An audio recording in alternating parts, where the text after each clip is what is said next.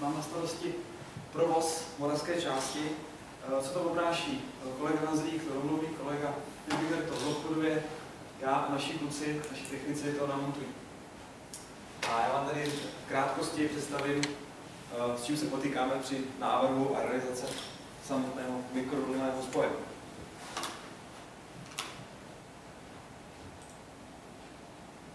Tak, ta samotná montáž a návrh se dá rozdělit do několika kroků. Úplně na začátku musím si říct, jaké ty parametry, nebo zákazník mi musí říct, jaké ty parametry rádio má dosahovat. Z toho si dokážu vypočítat takzvanou energetickou bilanci, vypočítat zkrátka tu linku. Díky novým možnostem můžu využít, my využíváme systém software Radiolab, který nám vykreslí terénní profil a takhle vybavený využijeme na fyzický průzkum, kde řešíme, jestli je opravdu vidět na druhou stranu, protože mikrovlnná pásma využívají šíření přímo volnou, musí mít tedy přímo viditelnost, ideálně i volnou frenelovou zónu. Frenelové zóny se potom dostaneme, není to úplně tak horký, jak se dá v praxe. Po tom fyzickém průzkumu jsem schopen zvolit vhodný hardware, podle samozřejmě parametrů a i té dané situace na sajtu, samotná instalace. No a pokud se ta instalace zadaří a se provozuje, tak ho potřeba udržovat, servisovat, dohledovat, opravovat, měnit, deinstalovat, bohužel někdy ne. Takže specifikace parametrů. Alfa a omega všeho je přenosová rychlost. Krátka. Základní parametr. Druhý nejdůležitější, a se posunu tady dolů, to je cena se svajníkem namračeným, protože bohužel je to tak, někteří zákazníci mají peníze na dáčí Logan, ale chtěli by Mercedes. A nebo už to dáčí mají, ale chtěli by zastanou se do ten Mercedes, protože stejně do toho cíle taky dojede. A navíc samozřejmě se hlavně potýkají ti výrobci mikrovlnných spojů, kde je tlak na tu velkou cenu a na to samozřejmě jako instalátory, instalační partnery taky postihuje, protože v roce 2006 jsme některé instalace dělali klidně jsme se blížili ke stovkám tisíc v některých situacích. Dneska jsme na tom ostatní už. Jo. Takže přenosová rychlost cena. Další důležitá je samozřejmě, kde je ten bod, který máme připojit. Potřebujeme vědět, kde jsou řadnice, kde to je. Ideálně samozřejmě od zákazníka se dozvíme i výšku antén. V dnešní době to není problém podívat se na Google mapy, na Street View a vím okamžitě, jak ten barák je vysoký, vím, jaká je tam střecha, co to můžu očekávat. Pokud to samozřejmě telekomunikační to dělá, to není vůbec žádný problém. Požadovaná dostupnost spoje. Zákazníkovi korporátnímu, který o tím vůbec nic neví, tak toho zajímá jenom přenosová rychlost a cena. U operátorů tam je to trošičku jinak, samozřejmě, protože ten páteřní spoj musí mít určitou kvalitu, tak se ještě uvádí takzvaná dostupnost spoje, anebo někteří operátoři striktně zadávají, tahle rádio musí mít 20 decibelů na únik. Přesto přijel vlak a podle toho to musíte designovat. Předávací rozhraní záleží na tom, jestli zákazník chce Ethernet, nebo už teďka minoritně nějaké PDH nebo nějaké rozhraní STM1. Jestli to chceme na optice, chce to mít na metalice, 100 megový Ethernet nebo gigabitový Ethernet. V budoucnu se dostaneme, teď výrobci řeší aktuálně výhledem na 2-3 roky, jak to budou dělat ještě rádia, budou dosahovat rychlosti 2,5 gigabitu. Jaký tam prodávat rozhraní? Jestli tam bude 1 10 gigový EZP, jako tam nejde, jako tam do téhle malé jednotky 10 gigové EZP namontují a tak dále. Takže je důležitá věc předávací rozhraní. Tohle, když já vím, tak už jsem schopen s tím nějak pracovat a můžu se připravit na ten samotný návrh. Tak.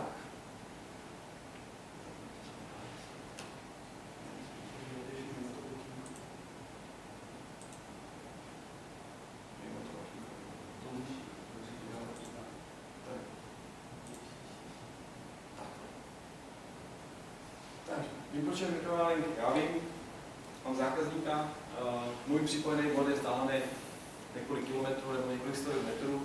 Podle toho si dokážu určit, jaké frekvenční pásmo použít. Jak tady Tomáš mluvil o těch pásmech, Když se má použít koordinované pásmo licenční, tak i ČTU mi dá licenci na pirenáckovém pásmu na 100 metrů. Protože tohle pásmo je určeno na velké vzdálenosti a ČTU mi nepřidělí. Na 100 metrů nebo do kilometru mi přidělí pásmo třeba 38 GHz. Do vzdálenosti 5-6 km je to 18 GHz. Na velké vzdálenosti se můžu dohrabat té operované 11. Takže zvolím si frekvenční pásmo, vím i délku toho skoku, protože vím, že můj připolný bod je takhle daleko. A můžu se pustit do výpočtu útlumu. Šíření přímou vlnou, útlumy, s jakým musím počítat a co tu linku můžu postihovat. To znamená, ten základní parametr je samozřejmě šíření volným prostředím, space loss, a u těchto linek musím počítat taky s útlumem díky srážkám a potom vícecestným šířením. Ono sice v tom pásmu 10, 11, 13 GHz jedná se o přímou vlnu, ale může docházet k odrazu. Takže je potřeba počítat i s vícecestným šířením. Naštěstí ty útlumy jdou proti sobě, takže pokud já zvyšuju frekvenci, nebo používám vyšší frekvenci, musím počítat větší útlum šíření volným prostředím a srážkami, ale už se tak neuplatňuje vícecestné šíření. Naopak u nižších pásem, a když odbočíme dolů směrem k 1 gigabitu a gigahertz níž, tam se více uplatňuje to vícecestné šíření. Takže já si musím spočítat samozřejmě útlum šíření volným prostředím a teďka, který ten útlum, jestli srážkami nebo vícecestným šířením, se bude víc uplatňovat. A s tím potom musím počítat. Ze znalosti věci, pokud já mám tu linku do 1 kilometru a mě rezerva na únik má být 20 decibelů, tak na tom kilometru mi ty srážky nikdy těch 20 decibelů neudělají. Jo. Tam je to celkem dost problémů. Pokud budu navrhovat linku na 27 km, tam si to musím spočítat, abych dokázal navrhnout správně tu rezervu na únik, abych mohl garantovat tomu zákazníkovi, že mu to nevypadne. Měli jsme jeden spoj, jeden z nejdelších, co jsme stavili pro zákazníka na 27 km, bylo to 11 GHz pásmo. A byla tam rezerva 21 decibelů. Jednou za rok to vypadlo asi na 10 minut, protože opravdu přišel taková mračna, tak přišel po celé té délce trasy, že se tam udělal útlum 27 decibelů a to rádio už se přestálo tu rezervu a linka spadla. Samozřejmě potom nasazením adaptivní modulace se tohle vyřešilo a spoj tam fungoval i při těch zlepšených podmínkách, si jenom podřadil na nižší rychlost a místo 200 megabitů poskytoval 50. Po tu dobu toho největšího bordu, co bylo vendovat. Takže vypočítám si útlumy, vím délku spoje, tím si počítám blízké loss a teď můžu dosadit do rádiové rovnice. Rádiová rovnice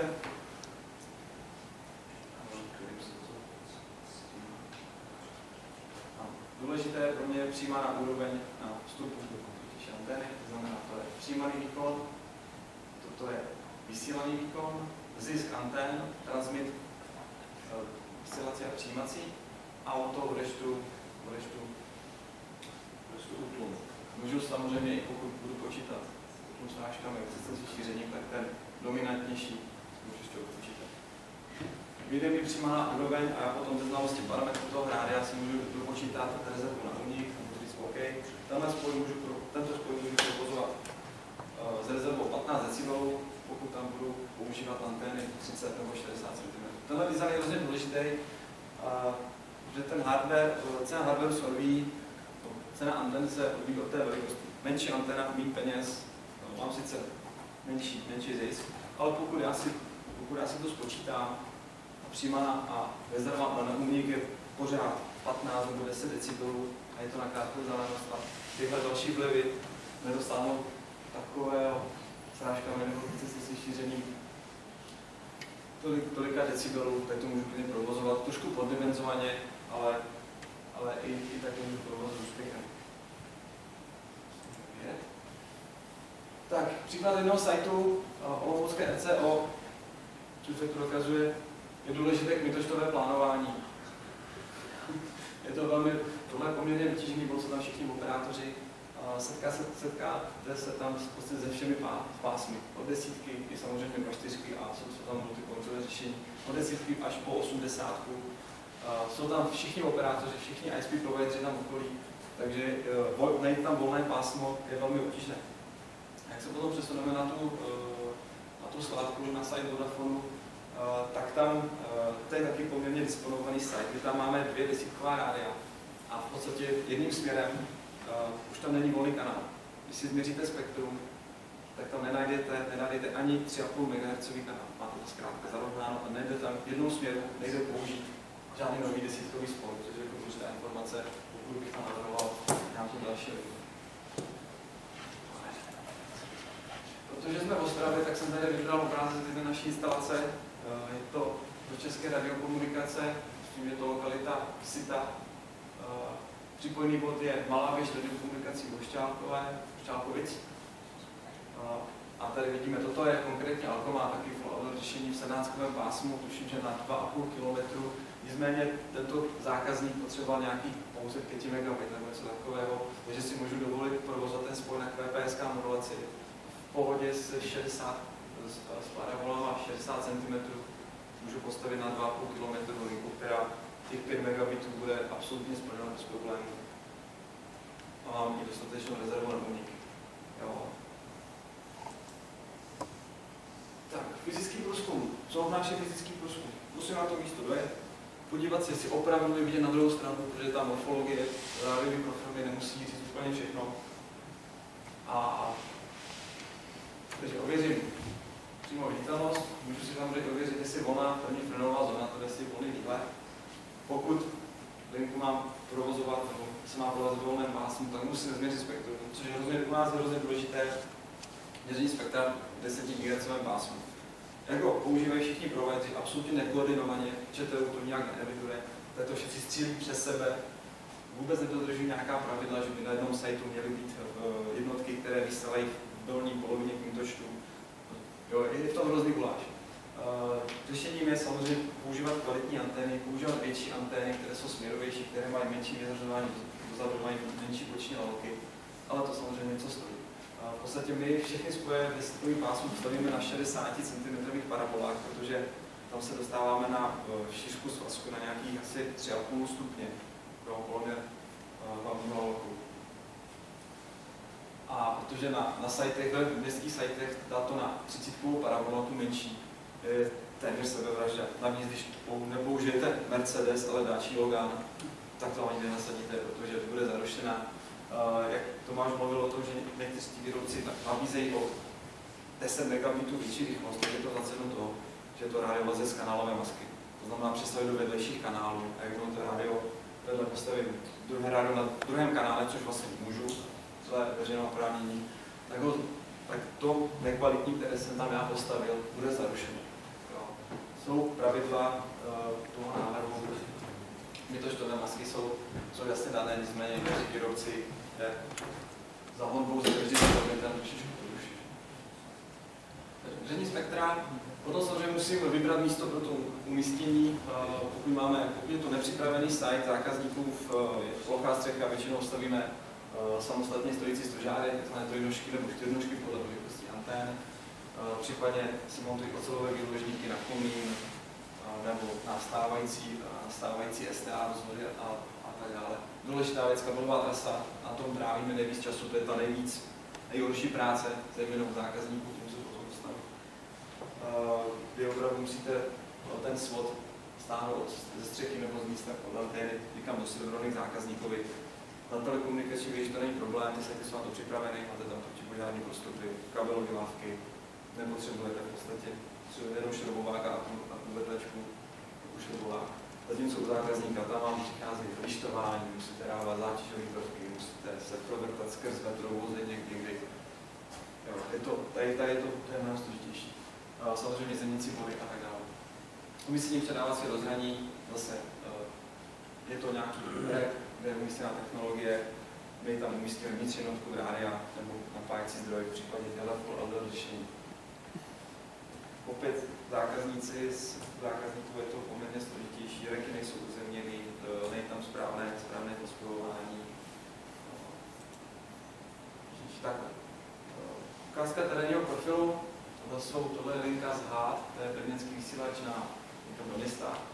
Víte, že při té morfologii nám šlo tohle zelené znamená, mělo být zalesněný povrch, tohle je zástavba, to bílé, tam by měl být volný prostor nebo nějak nedefinovaný povrch. Takže z té morfologie mě vyšlo, že tam může zavazet nějaká budova nebo něco podobného, takže jsem to musel ověřit přímo na místě. Naštěstí jsem zjistil, že mám tam volný výhled. Volil jsem třeba menší výšku antény, ale ve výsledku ve skutečnosti ten dům byl o něco vyšší, takže mám pohodě krásný volný výhled na vysílač nálady. Nic mě nebrání k tomuto linku navrhnout, spočítám a zrealizovat. Tak, Frenelová zóna a její čistota, respektive narušení. Teorie říká, že by první Frenelová zóna nebo minimálně 60% by mělo být volných. Samozřejmě můžou se tam objevovat překážky, jsou výpočtové modely, které vám pomůžou tu vypočítat, to je překážky, tohle takto zastání. Ale jedna věc je, jaká ta překážka, jakého je typu. Jestli je to strom, nebo nejhorší samozřejmě, že je to kovového charakteru. V reálné praxi se s tím setkáváme, pokud to není samozřejmě páteřní sítě operátorů mezi PTS-kami, tam, kde tam přímá viditelnost je vždycky zaručena bez problémů, i volná první Frenelová zóna. Ale pokud jdete to vlastní k zákazníku koncovým, tak se často jdete na držky střech, skrz hluk STAček, antén, televizní a tak dále. A tam to může být problém. Ale zase závisí to na tom, jak ta linka má být kvalitní a jakou máme přenosovou rychlost. My jsme měli to poměrně problém, ale nakonec jsme ho snad dávně vyřešili. Měli jsme linku, která, nebo původně tam byl mikrovlnný spoj v roce 2005-2006, které bylo 400 V modulaci. A střílelo skrz stožár vysokého napětí. A bylo to úplně, nebo to fungovalo, tam těch 16 megabitů nějak šlo. Pak tam postavili druhý stožár a tomu rádiu to bylo furt jedno. Zákazník samozřejmě, jak se navyšloval konektivita, tak třeba nové rádio nebo vyšší kapacitu a to rádio to nesplňovalo, proto jsme tam dali tam jiný hardware, asi s přenosovou rychlostí 200 megabit a tam nastupovala vyšší modulace 256 a začal být problém. Rádio chvilku fungovalo, chvilku zakyvovalo, byly tam větší latence, chovalo se to prostě tak divně. A důvod toho byl, že v té Frenelové zóně ta linka byla střižená tím, že tam stál ten dlouhý stožár. Zkrátka integrita toho signálu je tak narušená, že pro 4 kvam to nevadí, pro 400 V modulaci, ale pro 256 kvam je to problém. Takže nakonec jsme to vyřešili tím, že ta linka musela fungovat, nebyla šance to obejít nějakým způsobem přes translační bod. Volání finance, to nebyl problém. Technicky to jde vždycky zrealizovat a vždycky se narazí na peníze. Takhle jsme to vyřešili tak, že jsme použili jiné frekvenční pásmo, použili jsme větší, směrovější antény a kvalitnější. A navíc ještě nám výrobce, který pro své potřeby testoval odolnější funkcionalitu. Byla tam větší redundance, byla tam nastaveno větší prokládání a CRCčka a díky tomu se nám podařilo ten spoj zprovoznit tak, že nedocházelo k chybovosti a ta linka zase korektně fungovala. Bohužel ta služba asi pak si za to byla rozpovězená, takže veškerá snaha přišla téměř večer. Takže já tady mám jeden pěkný ukázku toho, jakou můžeme postavit linku. Není to fotomontáž, je to opravdu tady od fotografie přímo, kde je umístěna antena u zákazníka, jde skrz prašnou bránu na Výškově. Myslím, že tam je spoj v pásmu 26 GHz. Pokud jsem propočítával samozřejmě to s nějakou přesností na metr těch překážek, tak vlastně prašná brána je blíž k tomu zákazníkovi a v tomhle bodě pro 26 MHz ta Frenelová zóna byla asi takového průměru. Ale to rádio to nijak nepostihuje, ta linka funguje bez problémů. Takže není to úplně dogma, že nemůžu říct, ježišmer, nemám volnou Frenelovou zónu, musím si tam natáhnout kabel. Samozřejmě jsou i horší instalace, to jsem tady nechtěl úplně ukazovat. Tak, ještě odbočka k tomu měření spektra. My využíváme měření spektra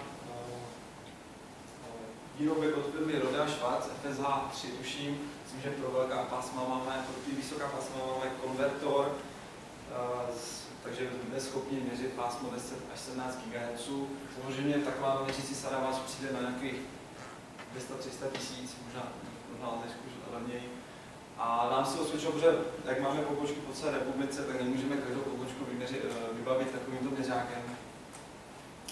Tak se nám osvědčilo řešení, že jsme použili satelitní měřáky, tzv. Satulky, nebo od výrobce Satul. A použili jsme měřící konvertory, takže z pásma 10 GHz konvertujeme do pásma 1000, což je ten převodní poměr. 10,5 to nám převede do pásma 1150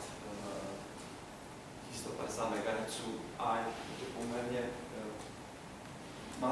můžete samozřejmě s tím satulkem vylít na stožár, funguje to v reálném čase, takže můžete krásně tou měřící anténou směrovat a získávat signál. Samozřejmě je to problém v takovém měření, pokud máte anténu, která má takovýto vyřazovací bujel, tak se tam zkrátka pozbíráte cokoliv. Pokud opravdu jste nadisponovaný sajtu, tak je úplně ideální ten spektrák strčit do parabolické antény, nasměrovat se to tím směrem, kam má být ta předpokládaná linka a tam si ty kanály jednotlivé proměřit. Tím, že ty spoje jsou směrové, nestalo se nám, nebo úplně minimálně se nám stalo, že bychom tam nenašli volný kanál, aspoň nějaký čtvrt kanál nebo něco, kdyby se nám musel tu linku provozovat. Konkrétně v té Ostravě se nám to bohužel stalo, pokud se otočíme o 20 stupňů dál, máme tam jenom zákazník, to není problém. To už respektujeme poměrně zabráno. Nicméně proto je teďka populární to 17 GHz pásmo, které trošičku desítku vytlačuje na té krátké vzdálenosti, protože máme, je to sice tak vzdálenosti, ale máte tam vyšší přenosovou rychlost a je to hlavně freeband, takže velmi rychlé nasazení.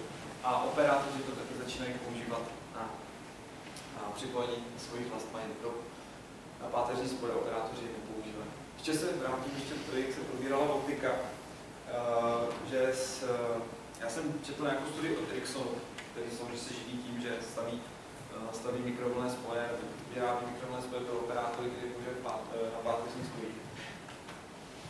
A ta uvádí, že 70% veškeré páteře po mikrovlnách celosvětově. Nicméně to souvisí samozřejmě, u nás to procento je nižší, protože přece jenom je to tady všechno za rohem. V Japonsku už to není úplně žádný problém, tam děláte vrtačkou díru a jste propojeni na optice, takže tam ta penetrace optikou je obrovská. Zatímco třeba ve Švédsku, tam činí, tuším, ta páteř činí kolem 85%. Takže zkrátka, je to velký vzdálenosti, o afrických zemích se ani nebavíme. Takže mikrovlny tady vždycky budou a optika ji úplně asi nikdy nevytlačí, i když samozřejmě to procento se bude navyšovat a optika se bude rozšiřovat dál.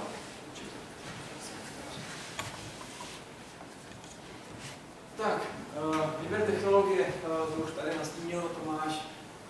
Důležitá věc je, co ten zákazník chce, jestli mu stačí jeden port ethernetový, kde mu předám těch 100 megabitů nebo 5 megabitů, anebo potřebuje více ethernetových portů, potřebuje tam E1.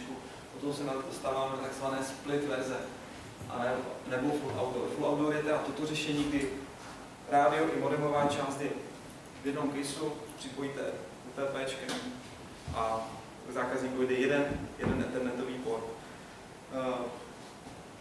Operátoři využívají tzv. splitová řešení, kdy vlastně máte tu modemovou část, máte tracku a mezi modemem a rádiovou jednotkou je natažený koaxiální kabel, kde je běží nějaká mezifrekvence a napájení té venkovní jednotky a ty jednotlivé modemové karty jsou potom zapojené v tom šasí, magazíne se to nazývá, a tam potom můžou být různé cross-connecty, můžou se vytahovat E1, může se tam zkrátka s tou sítí nebo s touto topologií na ty dané místě nějakým způsobem vycovat. Frekvenční pásmo, jak jsem zmínil, podle vzdálenosti a podle přenosové kapacity. Šířky pásma, důležitá věc, je hrozně jednoduchý zákazník, který potřebuje 10 megabit, tak mu tam pevnout rádio, který zapnu v plném pásmu na maximální modulaci a on má dostatek, ale zapnu zbytečně moc pásma pro další účastníky. My si to snažíme dělat tak, pokud máme nějaké ty korporátní zákazníky, kteří mají opravdu dvou 10 megabitů, tak využívat spoje, které jsou schopny splnit i 3,5 MHz pásmo.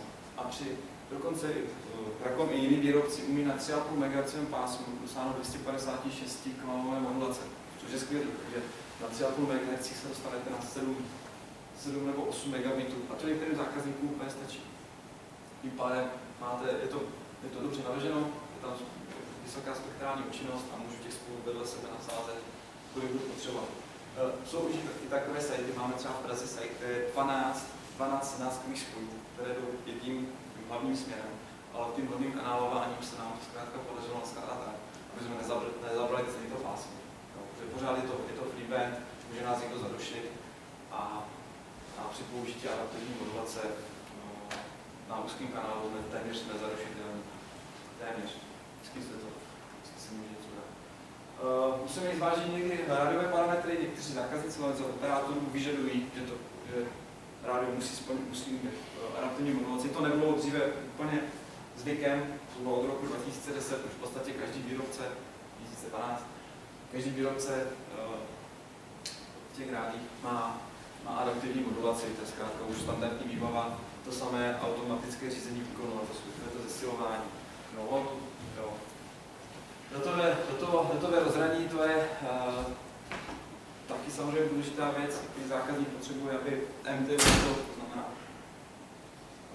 co se týká parametru Ethernetu, protože i v tom rádiu je switch, klasický switch, který musí spojovat parametry, některý zákazník potřebují velké MTUčko, podpora jumbo rámců, flow control, tohle se nám, nevím, jestli s tím máte nějaké zkušenosti nebo sítí, nám se to nikde žádné sítí moc neosvědčilo, zapínání flow control, protože jednak to musí to umět všechny prvky v té síti. A nikdy se nám to nepodařilo nastavit tak, aby vlastně ty bursty a tyhle jevy Ethernetu, špičky, aby jsme to dokázali filtrovat. Takže flow control, sice výrobci to nabízejí, ale my nevyužíváme, že ta kompatibilita dále s páteřovými prvky zkrátka není. Teď se všetci výrobci předhání. Zákazníci z řad operátorů už na to taky slyší, takzvaný carrier Ethernet. Nevím, jestli jste tady tenhle pojem slyšeli, jestli už se to i řeší. Je to synchronizace na ethernetové vrstvě. Velký problém protokoly, PTP, SYNC-I a tyhle věci. Pomalu se začíná integrovat i do nasazování mikrovlnných spojů. Výrobci na to poukazují, že máme carrier switch, máme prostě další funkcionalitu, která teda se musí zaplatit. My stále jedeme na tom, že tam mikrovlnné rádio je trošku chytřejší trubka, která zvládne přinést ty data. A to zpracování dělá až ten koncový prvek. Není potřeba, aby rádia uměli VPN nebo nějaké routování nebo něco takového. Tady na to je nějaký router koncový nebo něco podobného. Nicméně začíná se prosazovat objevovat tenhle carrier Ethernet. Výrobci už to mluví, ti už to mají, operátoři ještě neví, co s tím asi budou dělat. Čemu to je bude. Protože synchronizace hlavně co se týká z toho LTE sítí je jako na přetřes, ale hodně aplikací se využívá synchronizace pomocí GPS.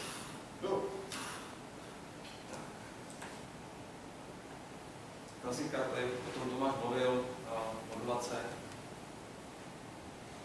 400 W, 1024 klam, takže větší spektrální účinnost, ale samozřejmě větší náchylnost na chybu, potřebu větší vstup od signálu, o čemu lepší kvalitu signálu. Tohle jsem vytáhl přímo z manuálu Rocomu, se podíváte, co se týká hodnot.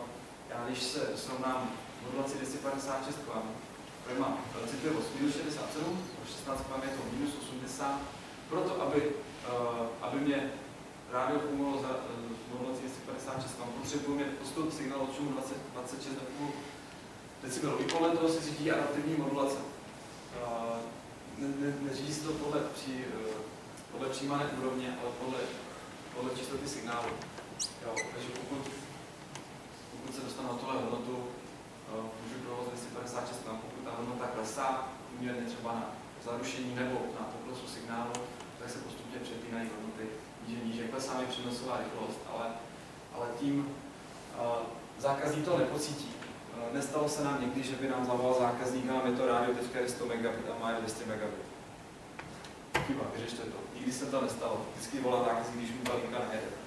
Protože samozřejmě linky jsou navrženy tak, že ten graf je takový, že ta špička je jenom, když lidi přijdou z práce, tedy o 4 do 5 a pak ještě jeden pokud jinak ta linka je, pokud je dobře navržená, tak je 70% kapacity volné.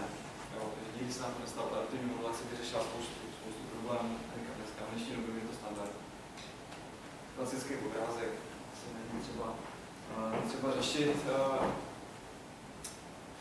Jeden zákazník po nás požadoval, aby jsme vlastně tím, že oddělili bytové služby a tyho prioritní provozy, VoIPy a teď záležitosti do separé VLAN a ty potom prioritizovali.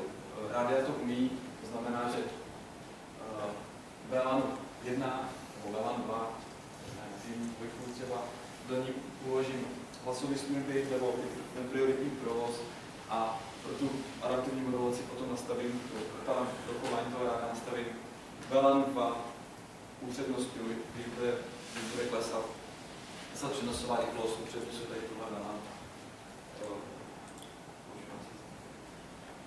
Takže samotná instalace, pokud se obchodník se zákazníkem nakonec domluví, přecházíme k instalaci.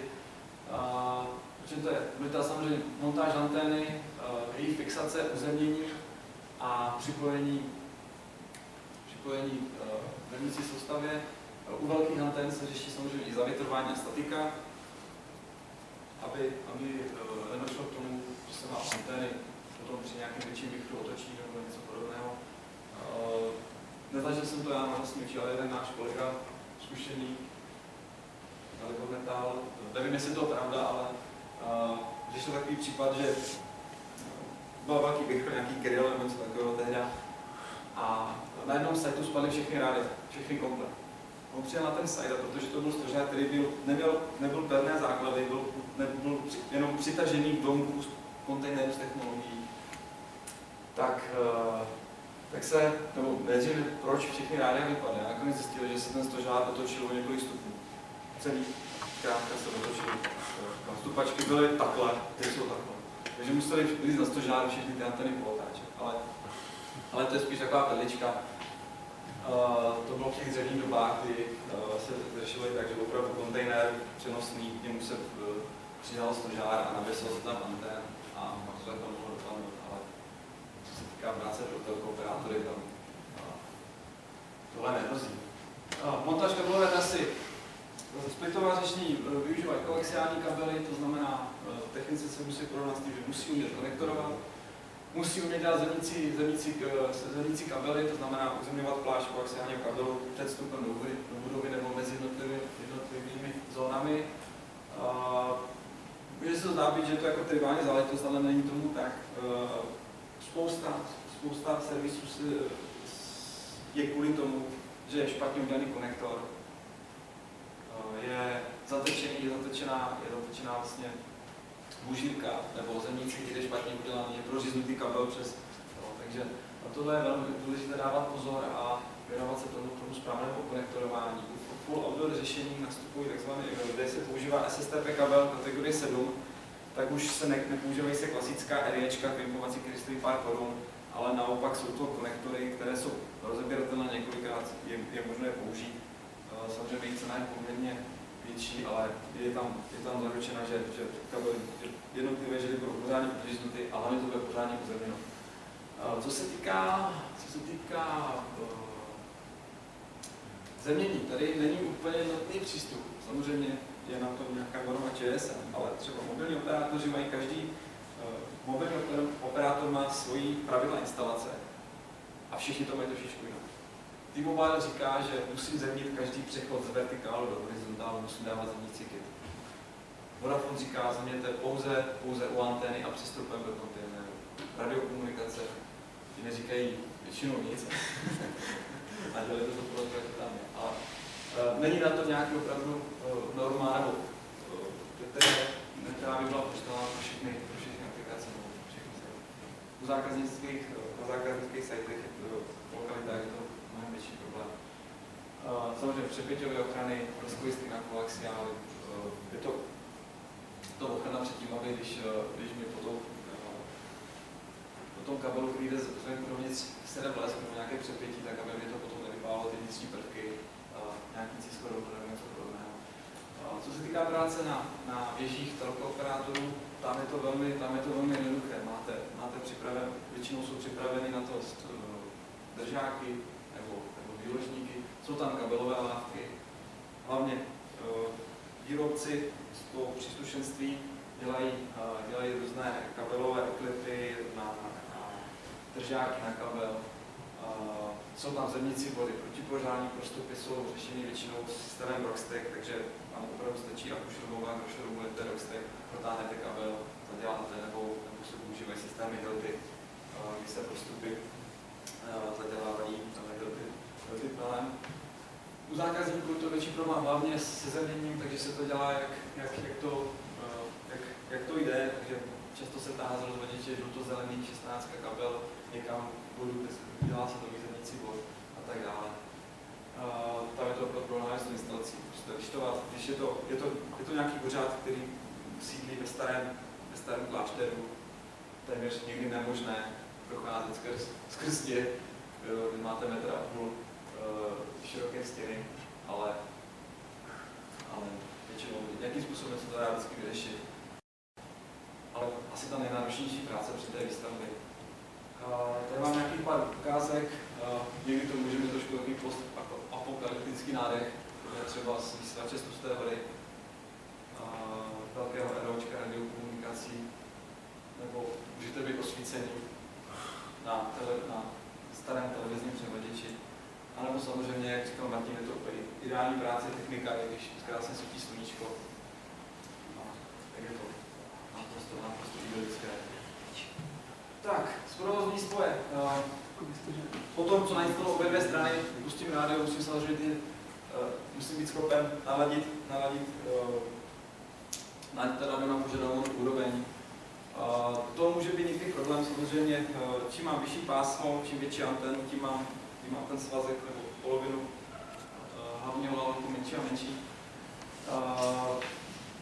Samozřejmě anteny jsou na to uspůsobeny, to znamená, máte jemné stoupání na závitech, takže můžete i velkou antenu zafixovat a opravdu 17 klíčem jenom pomaličku točit a celá ta velká antena se vám postupně pomaličku otáčí, až najdete ten hlavní lalok, zafixujete, najdete ho v jedné rovině, třeba horizontální, zafixujete tuto rovinu a potom ve vertikální rovině srovnáte. Je to zkušenost, takže si to musí vyzkoušet. Někdo už to má v boku, některý z techniků, kteří třeba mají 5-6 let, tak už v podstatě ladí na první dobrou, že opravdu třeba na 5-6 km si to podaří naladit, takže stačí už do toho trošičku klepnout a dostanete se na tu správnou přijímanou úroveň. Vždycky to musí být tak, že v každé té rovině člověk si musí najít ten opoční lalok, kdy signál trošičku vystoupí, klesne a pak teprve mám velmi směrovou antenu, tak vystřelí po dobu opravdu velmi krátkou na tu nejvyšší úroveň. Tohle musím dát vlastně horizontální a vertikální rovině a pokud se dostanu na vypočítanou hodnotu, kterou jsem si spočítal před tím samou instalací, tak jsem v pořádku, někdy se toleruje, samozřejmě ten rádia většinou neukazí úplně přesnou hodnotu toho výkonu. Může se stát, operátoři tolerují pokles o 3 dB, což je sice poloviční signál, ale je tam při dostatečné rezervě je tohle průchozí. Samozřejmě spoj se dále z provozní, pokud je to internetové rádio, přichází ten test rozhraní.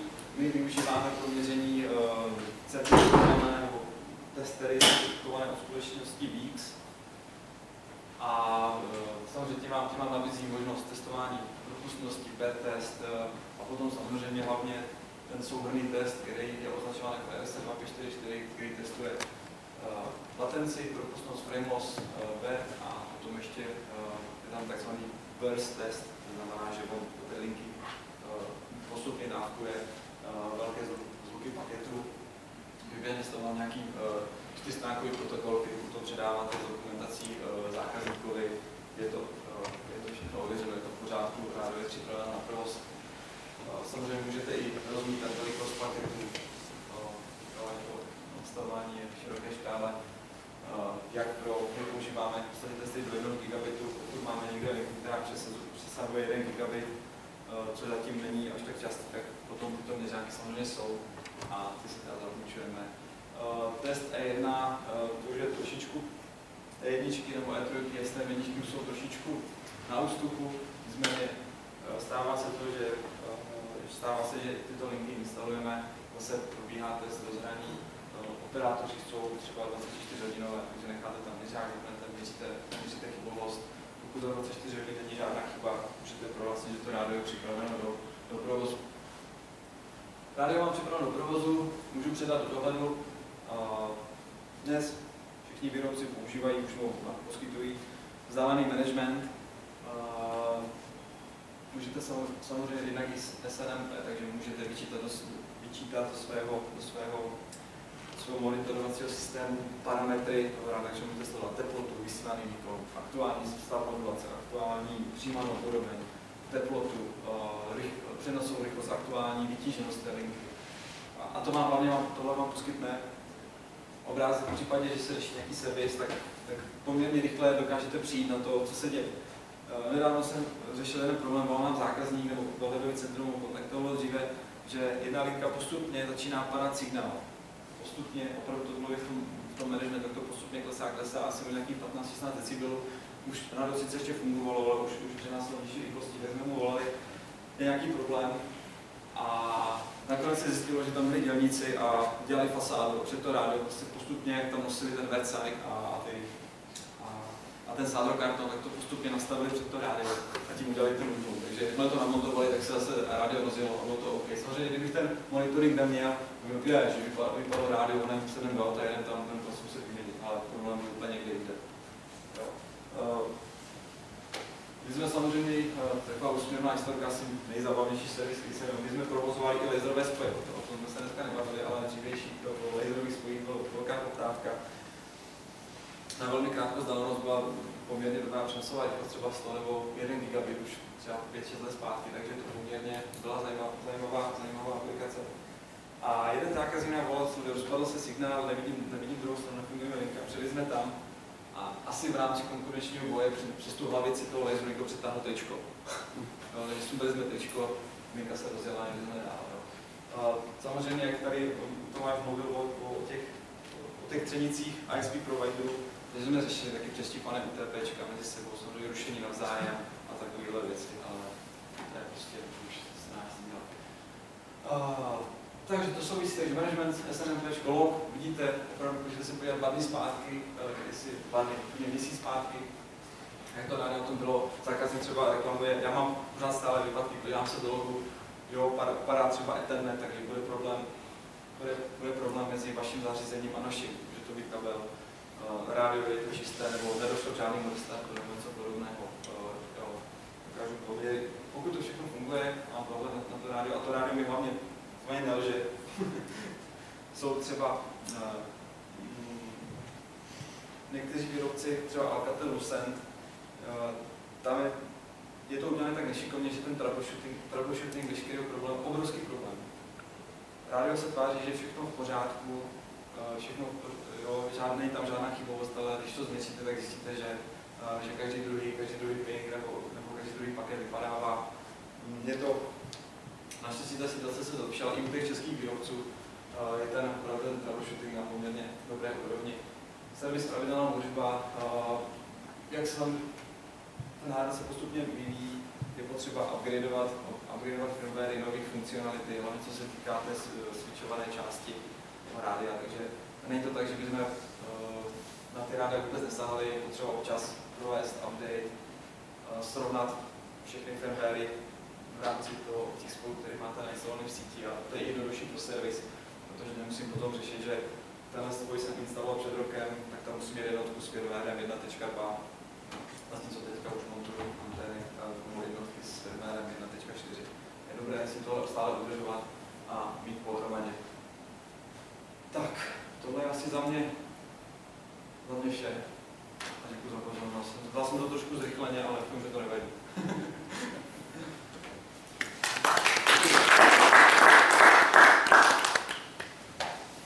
Nějaké dotazy? Tak, děkuju. Nějaké dotazy z pléna k tématu? Ano, jestli mohl. Jak je to s tím ochranou před bleskem? Jak je to s tou ochranou před bleskem? Jako stává se často, že do toho udeří blesk do těch stožárů? Stává se to, je to samozřejmě v letních měsících, červené, srpen, to bývá nejhorší. Když mám do toho stožáru, stalo se nám minulé léto přímo do toho TV převaděče bouchl blesk, vyletěl si rozvaděč, kabely všechny byly spečený, rádia, co tam byly všechny pryč. Jo. Ale je to Loni jsme třeba takhle, že opravdu do toho stožáru udeřil blesk a všechno bylo vypálené, tak jsme řešili loni 2 případy.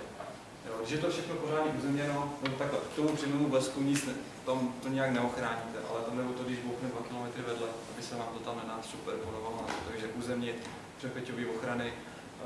Hodně i zákazníků řeší, že chce to mít galvanicky oddělený, tak je optika. To jsem zapomněl zmínit. FTTA, Fiber to the Antenna, poměrně teďka je na vzestupu, protože jednak optika už pomaličku je poměrně levnější než metalický pořádný kabel.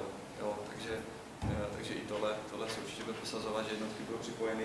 Samozřejmě musím to natáhnout DC-čkový kabel, abych to měl spočil napájet, ale data budou po Ethernetu a bude tam prostě SFP proti SFP. Tady už to takhle je, tady na těchto řádích. To je asi nový model, kdy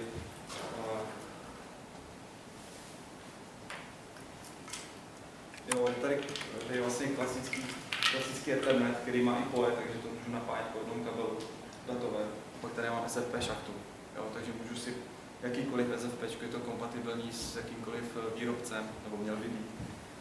A samozřejmě musím mít DC port, takže musím k němu táhnout 2 kabely, případně takzvaný hybridní kabel.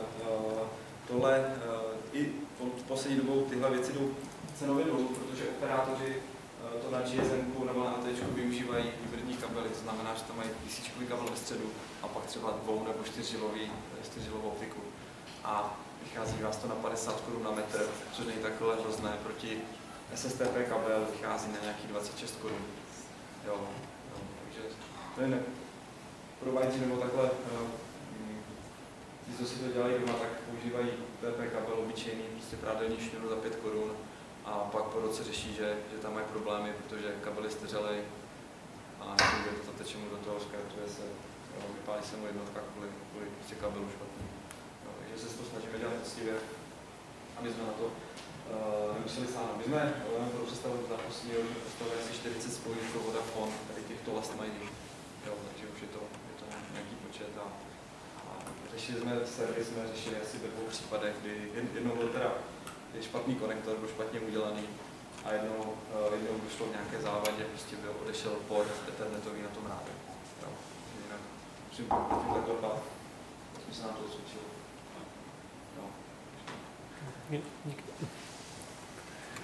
Já bych se ještě zeptal k té kapacitě 2,5 gigabitů, jste tady zmiňovali, jestli jste to už někde nasazovali.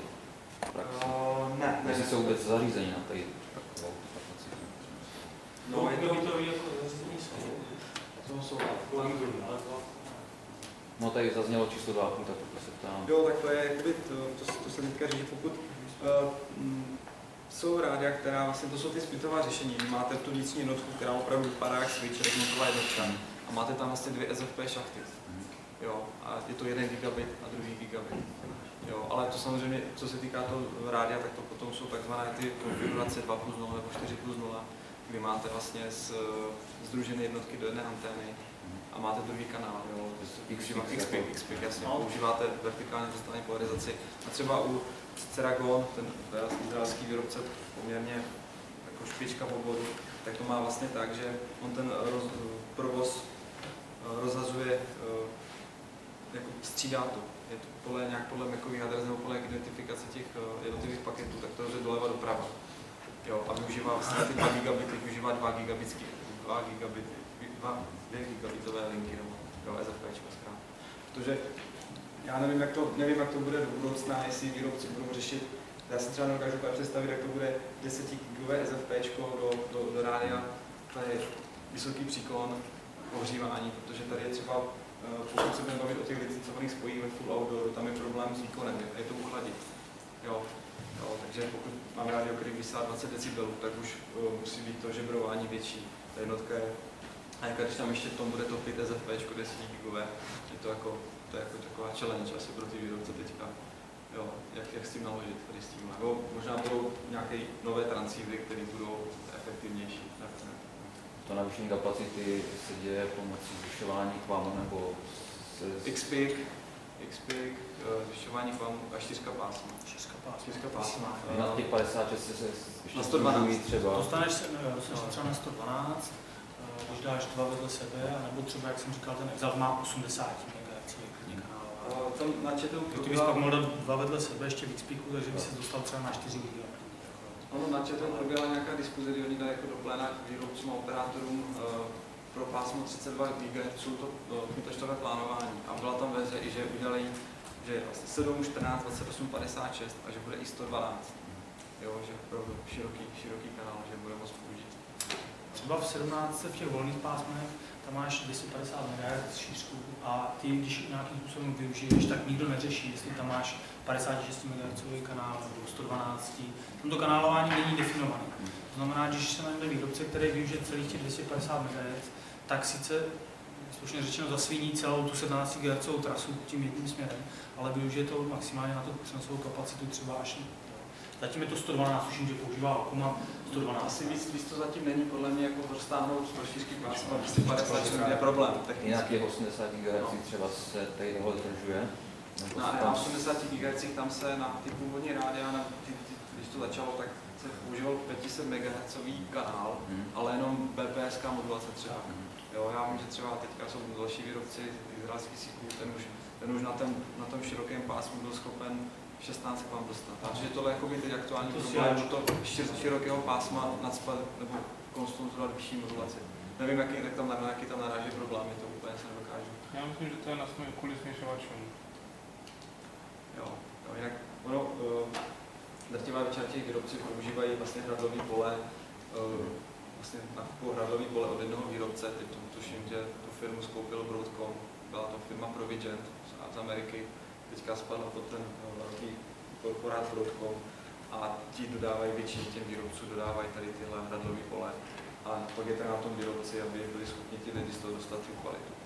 Některým výrobcům se to podaří, některým ne. Jo. Nějaké světlé novinky nad 80 GB. Ještě už má rozplánováno, že jo, na má list, ale si technicky zatím se neobjevuje nic na 80. Byly tady nějaké snahy tady obchodně uchytit 60, protože samozřejmě tam je ten vysoký útlum díky vlastně té molekulární kyslíku, tak to opravdu jenom skoky drobné na desítky, stovky metrů max. Ale jinak nic pozorného. To je u těch operátorů mobilních, tam je to trošku, tam to trvá, je to zkostnatělý trošičku možná, ale oni si vystačí s tím, co mají vlastně. Má veškerá páteře na standardních licencovaných spojích od 11 po 38 asi poměrně dobře jako operují. Tady u nás ta síť už je poměrně už vystavená v podstatě, jo, takže... Ono se zhruba před 3 rokama se začalo řešit, že už prostě ty bezdráty upadají a že už prostě se nebudou prodávat, že ten vývoj nebude co, ale prostě, že se bude investovat jenom do optiky. Jo, jenomže to není pravda, jak vidí, furt trh funguje a furt to některé prostě místa jsou připojitelné jenom po těch bezdrátech. Ale té optiky strašně přibývá, takže dost ISP si dělá optiku nebo provideru a ty rádia si posouvá třeba pak na ty ještě odlehlejší místa. My jsme teďka, vlastně velký půl roku jsme na tom dělali vlastně projekt pro Vodafone, asi můžu říct, ne asi, kdy vlastně nahrazovala stará paměť, která byla prostě do maximálně 8 megabitů, bylo to vlastně postavené na starých minilinkách, které vlastně jenom E1 pro zraní. A je to vlastně tak, že teďka je tam na každé, i té poslední BTS je 200 megabitová konektivita. Jo, teď myslím, že má jako dostatek.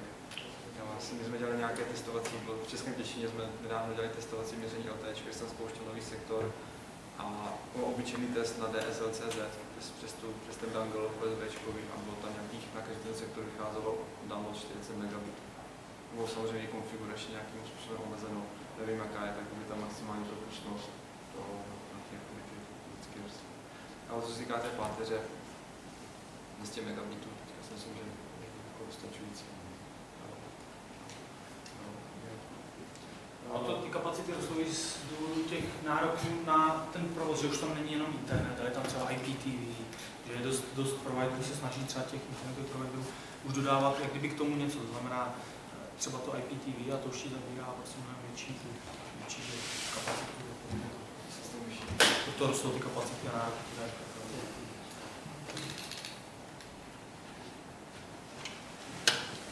Můžu se zeptat ještě, jak je to s nasazováním bezvlátnové optiky jako alternativa? Bezvlátnové optiky. Aha, jako alternativa. To jsou ty laserové spoje, jestli o tom se zmínila. Jo, laserové spoje. No, Já jsem do toho zmatený ze zvláknu a Laser SP, my jsme poměrně úspěšně s tím pracovali. ještě to už pracujeme. To už Už víš, o co jde, na co se ptáte. Dokonce myslím, že jsem kdysi dávno byl certifikován na jednoho izraelského výrobce.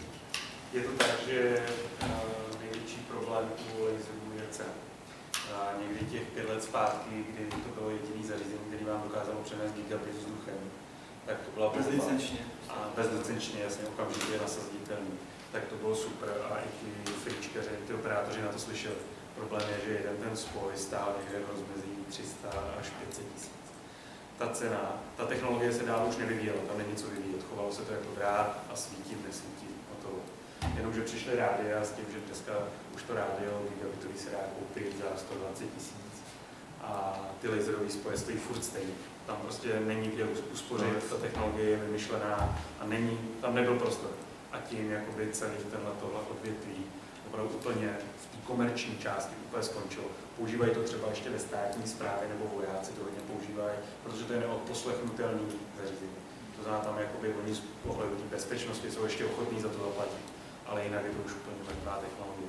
Disk jakoby v těch začátkách, my jsme byli jedna z mála firm, kteří to tady jakoby ve velkém dělali, no je tam jako třeba k tomu přistupovat ne jako k rádiu, ale jakoby nějaký, jakoby, protože ten paprsek je strašně směrový a i třeba pohyb nebo rozdíl teplot zima, léto na paneláku už vám hrál roli, že ten laser se rozpadl, to spojení se rozpadlo. Takže my jsme třeba proaktivně na jaře a na podzim jezdili to rozsměrovávat, aby nám Oprašovali jsme čočky, aby ta čočka byla čistá. tam je jakoby problém s tou směrovostí, nicméně ztroskotalo to na cenu. Tím, že ty výrobci nebyli schopni tu cenu jakoby stlačit a konkurovat pak těm gigabitovým rádiům, který ty 2 kilometry dělali, nebo dělají dneska už taky. Jo, a tam bylo omezení do 2 kilometrů. Jo, Izraelci na poušti. Vysoká vlhkost, no, hodně. Jasně, tady v Čechách prostě do 2 kilometrů. Jo, Izraelci na poušti měli jako tam jako showcase, že to udělají na 50 kilometrů, ale to je tak, že ve specifických podmínkách tady u nás 2 kilometry a dost. My jsme se vypekli někam na Slovensku v horách prostě na 5 kilometrů, protože nahoře měli vojáci nějakou tajnou základnu a chtěli to střílet do lidí. Nic jiného než laser tam nechtěli a nenechali si vysvětlit, že na 5 kilometrů to prostě jako nebude fungovat. No tak jsme to zprovoznili a co týden to vypadlo. Prostě jednak moc daleko od druhé mlhá ráno, vypařovalo se ze stromů, vlhko a zapalo.